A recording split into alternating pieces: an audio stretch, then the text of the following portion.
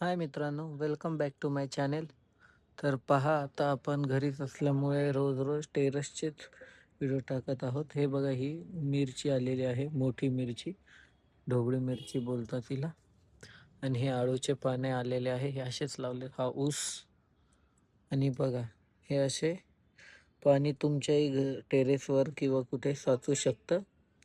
तर त्याला रोज साफ करत जावं, कारण की त्यामध्ये बघा असे किडे होतात, ते मच्छरांचे. ठीक आहे, ते साफ करत राहा, नाहीतर डेंग्यू होण्याची शक्यता आहे. आणि पहा, आता इथे तर ह्या शेंगा आलेल्या आहेत. आपण पाहणी करत आहोत झाडांची, की कोणाला काय फळ आलेलं आहे का. तर आता आपल्याला मिरची आणि शेंगा तर दिसलेल्या आहे. याला तर कुठे काय मला दिसत नाहीये अजून तरी. लिंबू आलेला, लिंबाचं झाड आहे ते. तसेच इथे देखील मला डायरेक्टली शेंगाच दिसत आहेत. हे छोटंसं फूल काहीतरी आलेलं आहे. आणि इथे बघितलं तर टोमॅटोज आलेले आहेत बघा, लहान अगदी छोटे छोटे.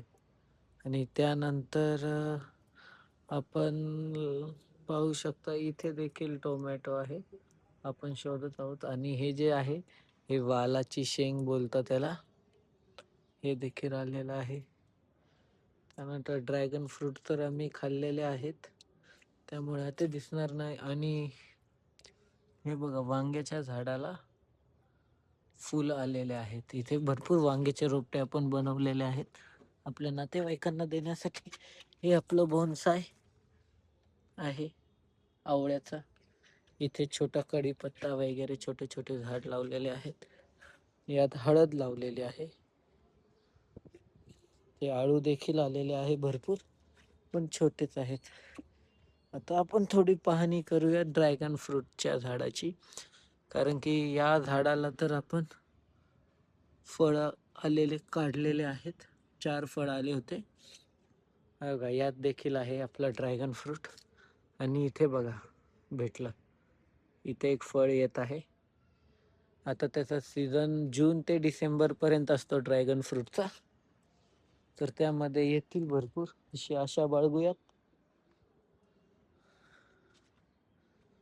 पहा किती रोपटे आहेत ड्रॅगन फ्रूटचे. ही पपई आहे, इथे देखील पपईचं आहे, बट काय आलेलं नाही अजून त्याला.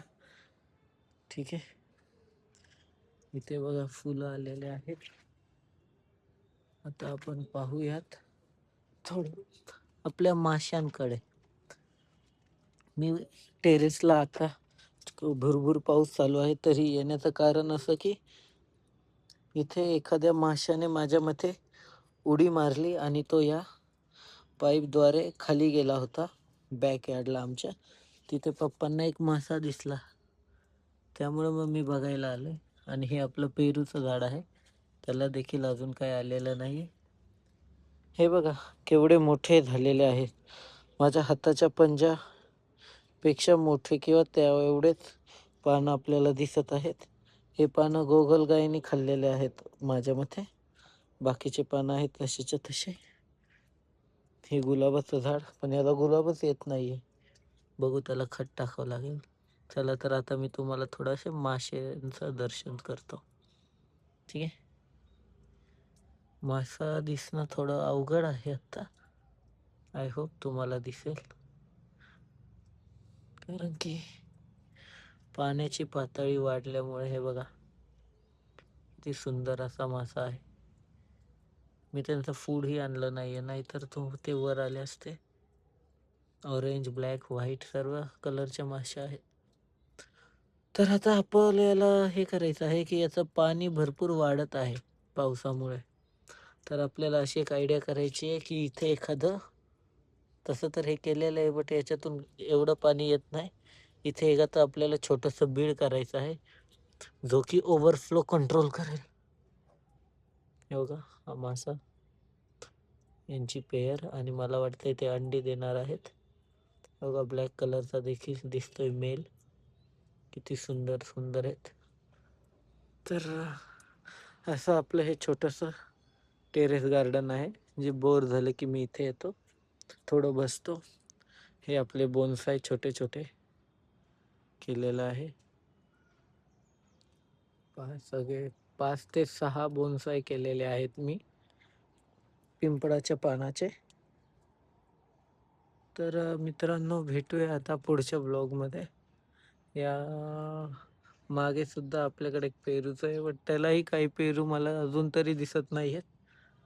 दिसतात ते तर ह्या शेंगात फक्त. तर चला भेटूया पुढच्या व्हिडिओमध्ये. तोपर्यंत बाय बाय. लाईक करा, सबस्क्राईब करा आणि थोडाफार सपोर्ट करा. हे बघा, ही माशी उडाली. चला बाय बाय.